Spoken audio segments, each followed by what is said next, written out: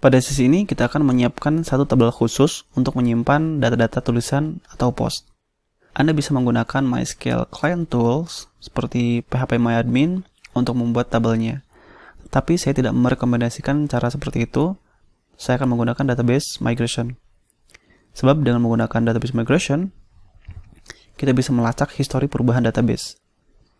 Oke, pertama-tama kita buka terminal. Kemudian kita buat migration baru dengan menggunakan perintah php artisan make migration diikuti dengan nama migrationnya. Atau jika Anda ingin sekali membuat migration beserta modelnya, tinggal gunakan perintah php artisan make model diikuti nama model dan diakhiri dengan opsi min m. Mari kita buka file migration yang barusan kita buat. Di sini mari kita tambahkan kolom author ID bertipe integer. Kita nanti akan merelasikan tabel post ini dengan tabel user. Idealnya nama kolom relasi adalah nama tabel dalam singular diikuti dengan underscore ID.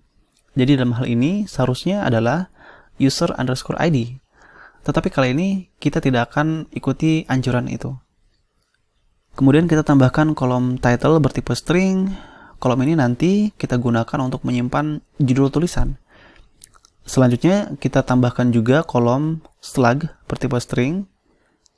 Jadi selain menggunakan ID unik berupa angka, kita juga nantinya akan menyimpan nilai unik bertipe string. Idealnya diambil dari judul tulisan dengan menghilangkan spasi dan karakter spesial lainnya kecuali tanda minus, underscore atau plus. Hal ini bertujuan untuk membuat URL dari aplikasi blog kita lebih SEO friendly.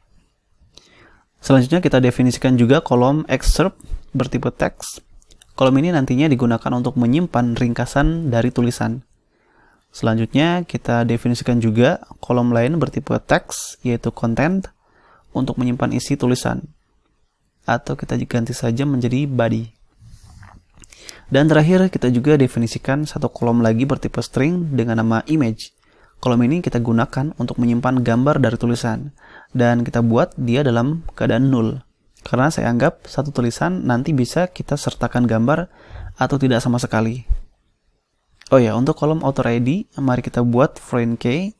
Kita referensikan kolom ini dengan kolom ID yang berada di tabel users. Kita buat agar ketika satu user memiliki satu atau lebih tulisan, dia tidak bisa dihapus.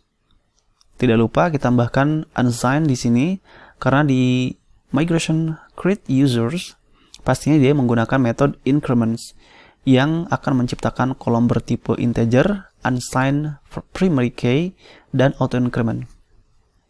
Saat kita membuat foreign key, satu kolom dengan kolom lain yang berelasi, keduanya harus mempunyai tipe dan atribut yang sama. Oke, selanjutnya mari kita buka terminal dan jalankan migration yang sudah kita buat. Oke, migration telah dijalankan. Sekarang saya akan lihat di phpMyAdmin. Dan ini dia tabel post yang sudah berhasil dibuat. Mari kita lihat kolom-kolomnya. Dan ternyata hanya terdiri dari ID, created at, dan updated at. Sepertinya tadi saya lupa untuk menyimpan perubahan di file migration sebelum menjalankannya. Saya kembali ke terminal. Saya rollback dulu untuk membatalkan eksekusi migration terakhir. Kemudian saya simpan hasil perubahan. Dan saya jalankan lagi. Kita lihat lagi.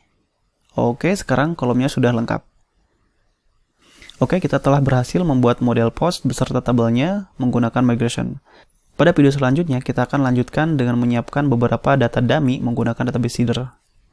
Dan di sini saya tidak lupa menyimpan semua perubahan ke Git repository.